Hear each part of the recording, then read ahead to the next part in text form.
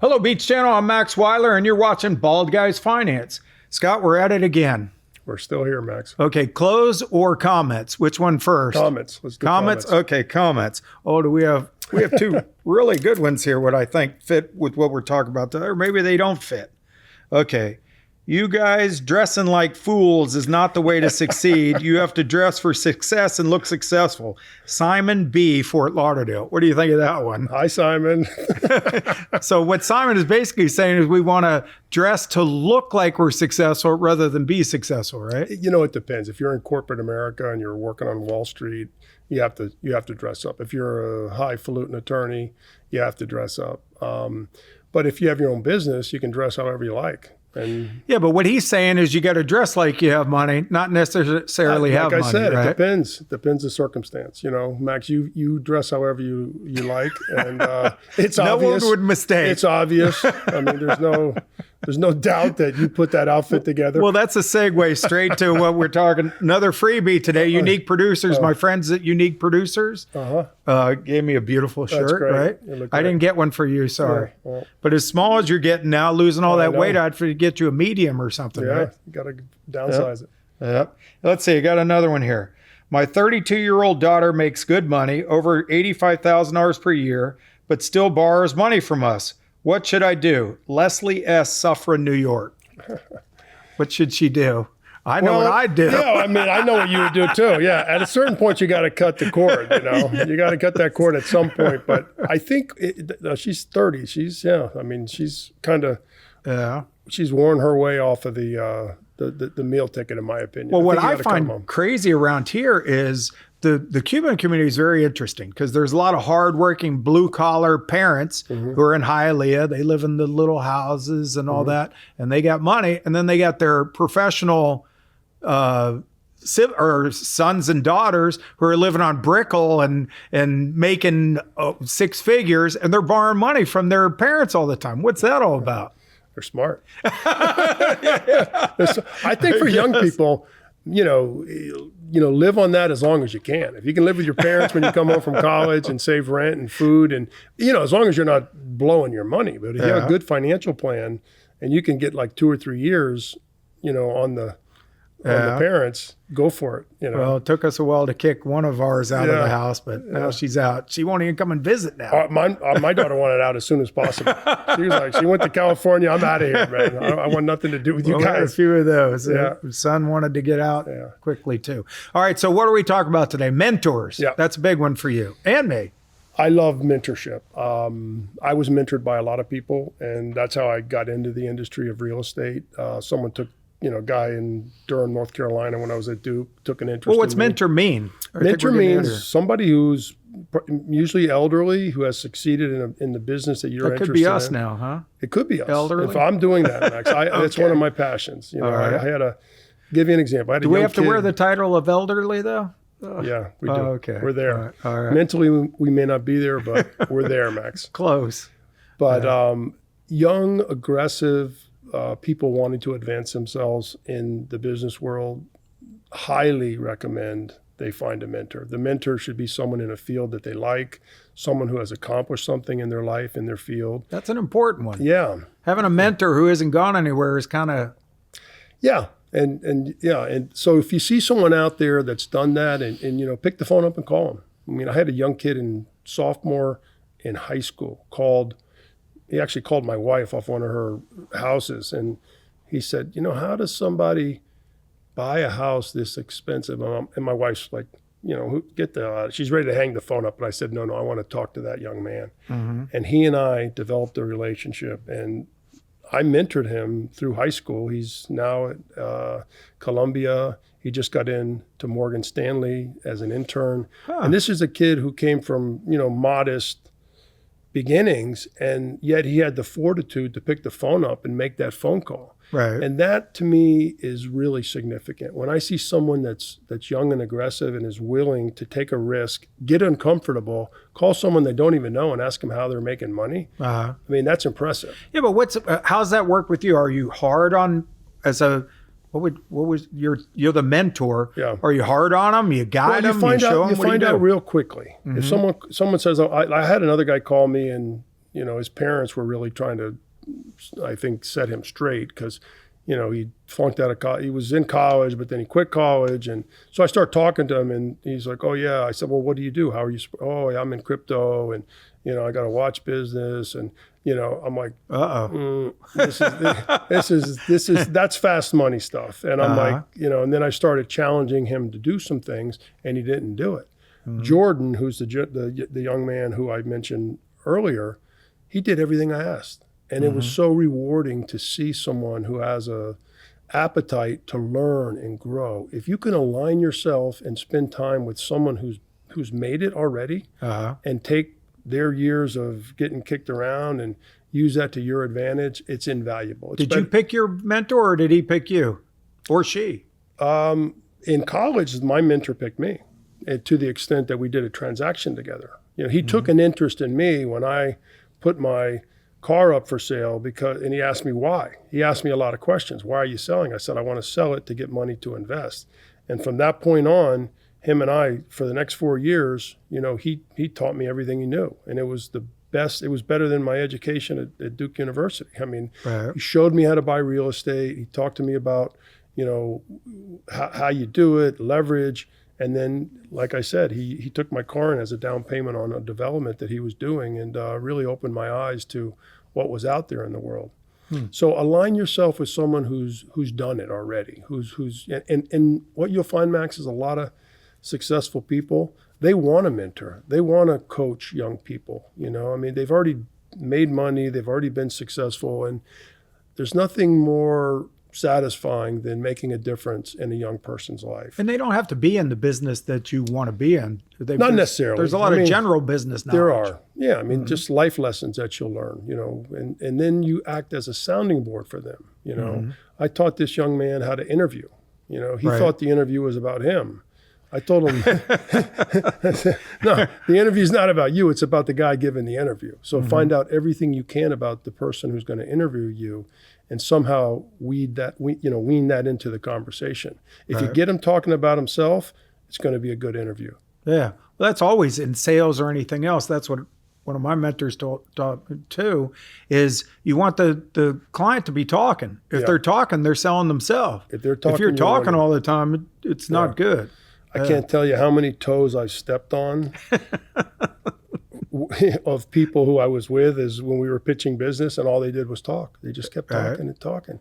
Yeah. One guy walked out of a presentation. We're driving down on the elevator, and I said, how do you guys think we did? He goes, oh, we did great. The guy talked the whole time. I'm like, yeah, you think we did great? So yeah, no, that can be a problem.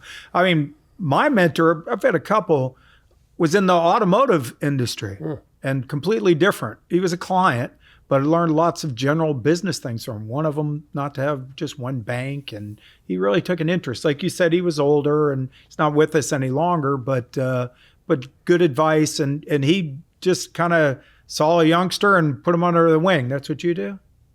Yeah. Yeah. For the right person, they've got to bring something to the table, because you don't want to.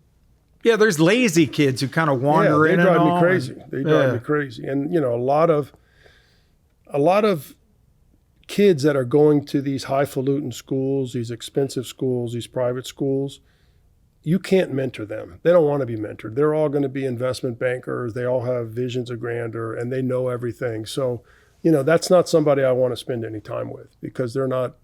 I like people who need a mentor. Mm-hmm. The ones that are aggressive and want to get out of, let's say, generational poverty.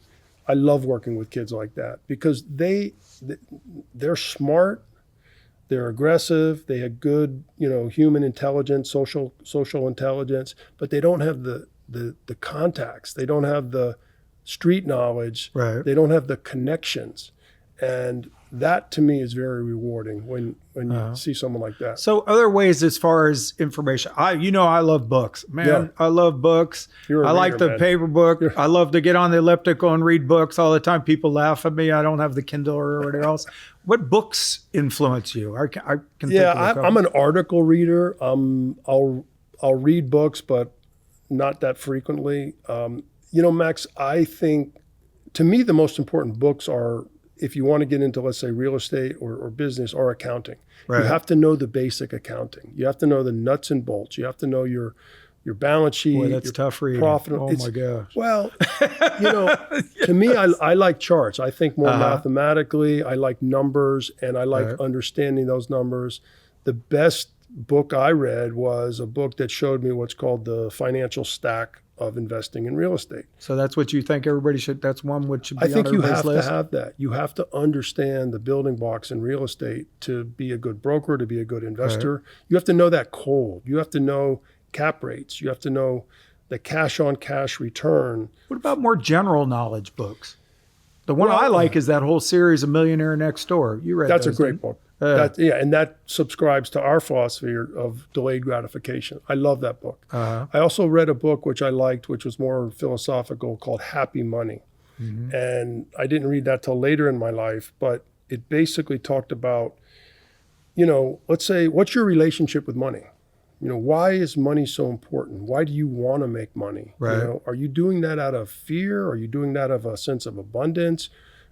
Do you have a healthy relationship with money? Is money controlling you? Are you willing to step on somebody and just beat the crap out of them to make that extra dollar? And is that healthy? Is that serving you? Well, it's also your take on risk and all that too. There's a book, The Psychology of Money, which I just finished. It's pretty popular right now. And that talks about how everybody's a little different. And how they approach it and all that, especially their investment, like what we talk about, how much risk. I mean, we talk about big returns and all that. You and I mean, it's in our blood to just take risk. Some people can't sleep if they're in the stock market. Doesn't matter if they're invested in Exxon and Merck and whatever the big ones aren't going to do a whole lot. So that's really, really important. What about any books you don't like? Any financial books that really rubbed you the wrong way? Not really. I mean, nothing comes to mind, Max. I don't have a, I don't like the fad ones where they're always about,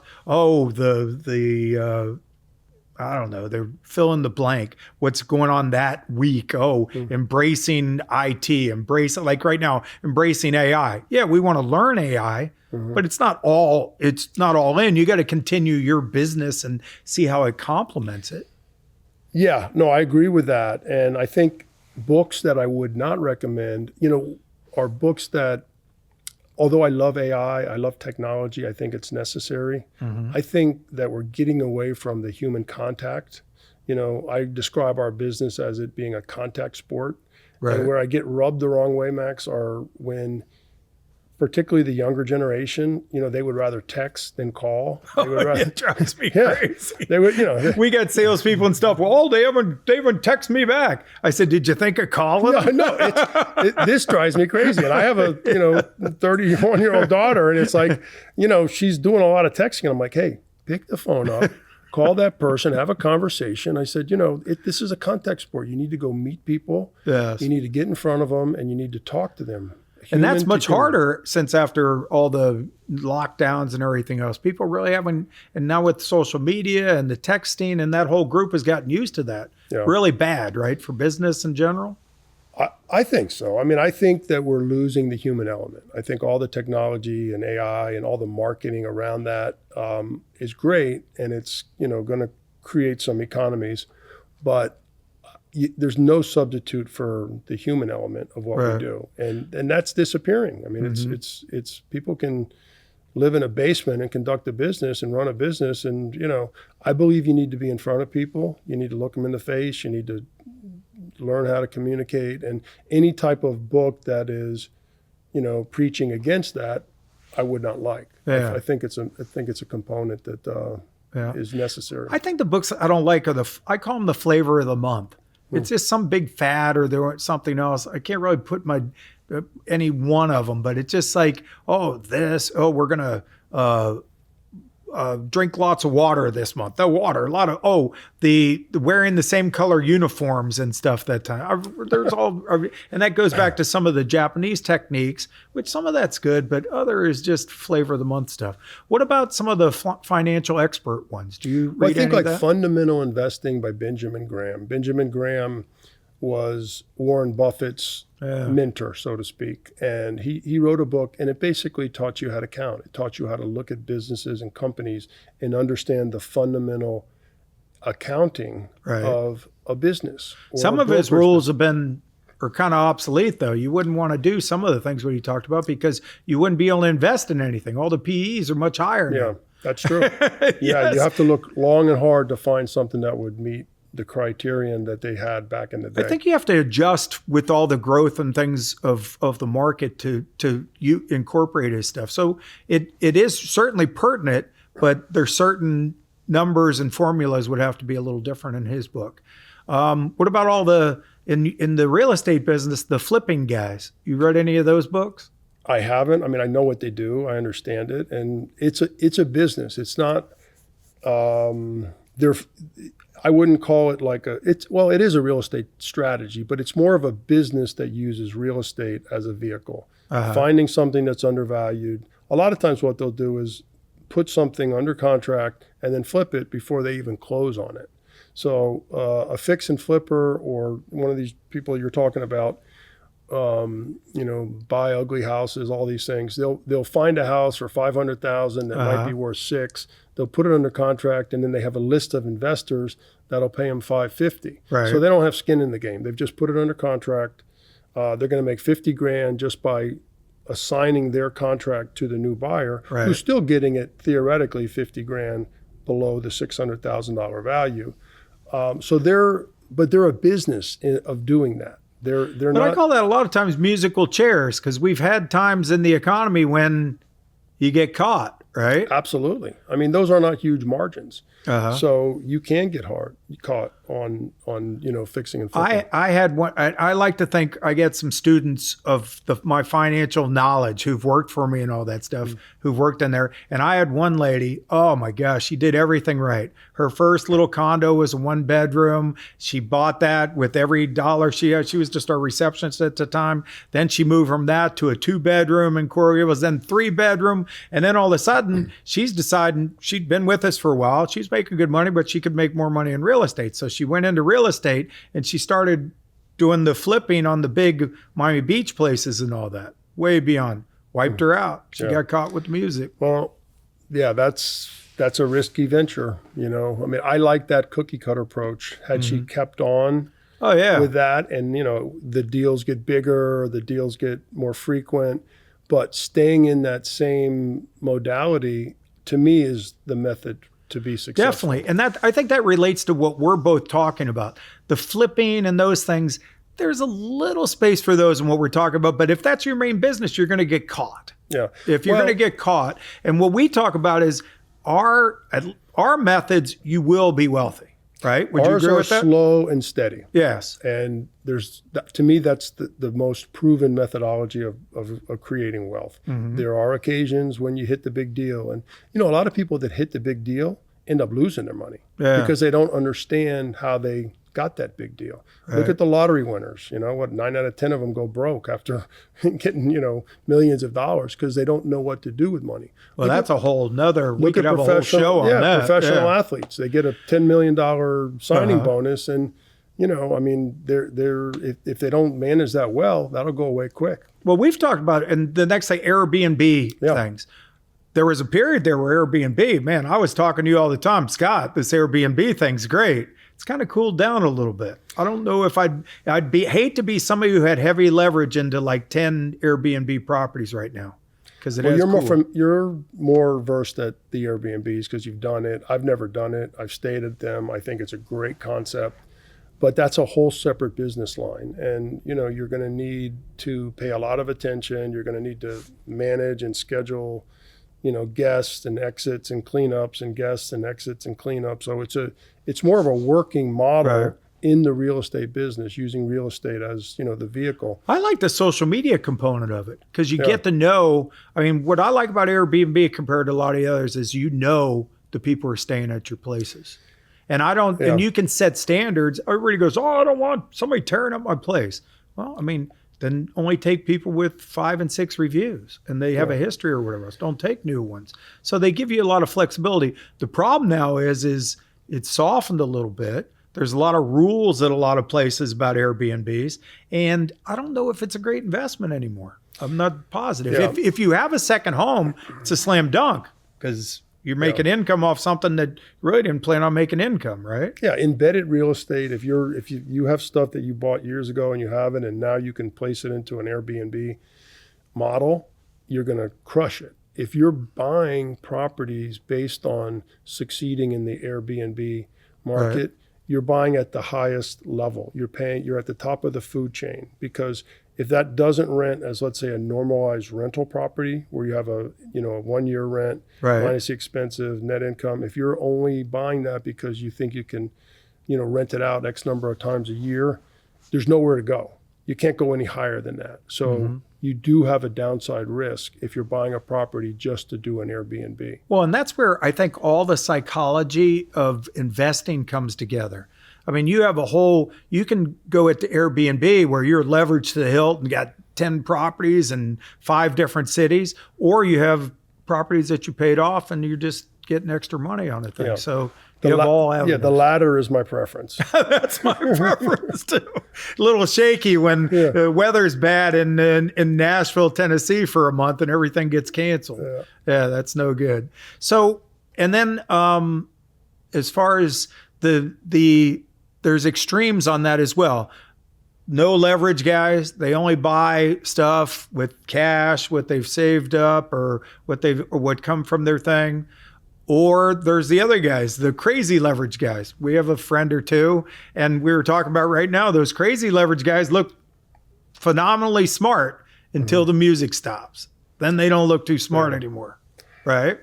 If you want to scale, you need leverage. If you want to grow at a high multiple, if you want to build a huge enterprise, that's your friend, and when it works. It's not your friend when it doesn't work. Well, in the real estate, if you look at history, and history is what we base a lot of our investment stuff on, the titans of the industry, George Barrick, who started Coral Gables and all the other things, they got wiped out because of excessive leverage, right? And that goes back to what's your objective. If you have $10 million, but that's not enough for you, and you want to get to 50, well, you're going to have to leverage. Yeah, and that's risk. But if you got $10 million and you said, hey, I'm getting $500,000 a year in passive income from my $10 million and it costs me $300 to live, you're a happy camper. You can live the rest of your life without ever having to worry about money. And if you have $10 million and you want to get to 50, you can get there in 25 years without too much risk. You can get there a lot quicker with debt and leverage. You can. But it all depends. If you're shooting for higher numbers and higher returns, leverage is a faster way to get there. Oh, okay. I mean, let's think about it. If you got $1 million in the bank, right? And you have it in investments, but let's say it's paying you, let's say you can borrow against that. Let's say you can borrow $1 million against your $1 million. Right. And the bank or the brokerage company is going to charge you 5%. Right. If you can get 10 to 12% in the market, you're picking up 100% of your return by putting it into a vehicle that's giving you 10%. Yes. So you're making an extra $50,000 by leveraging. But if the music stops, then all of a sudden you got to make those payments and there's no income to back them up. That's right. That's a problem. So let's recap. Okay. So what did we talk about today? Mentors, high leverage and the risk and the and the importance of mentors and all that stuff. We can all think of people who influence what we're doing in that. Yeah, and if you don't have one, I recommend it to everyone. Get a mentor. Who's doing what you want to be doing, and who's doing it successfully. I always said I coach a lot of young brokerage, people getting in the brokerage industry. I always recommend they go with a big national firm and be the low person on the totem pole and learn from the experts. Or a lot of resources. You go with a small boutique company or an individual that has already succeeded, and if they're going to give you time, That's invaluable. You want to be with that person. So, but it's important to have a mentor. You can save so much time and so much pain if someone who's already done it is telling you. Yeah, experience, done it, meaning the good and the bad. Right, exactly, Yes. exactly. You don't want to experience that bad what a lot of them have gone through. Yeah. So, all right, that's cool. Debbie's waving like a maniac out of time. right. So, all right, Beat Channel, that's Bald Guys Finance. We'll see you next time. If you enjoyed today's episode, don't forget to like the video, follow the channel, and leave a comment. Scott loves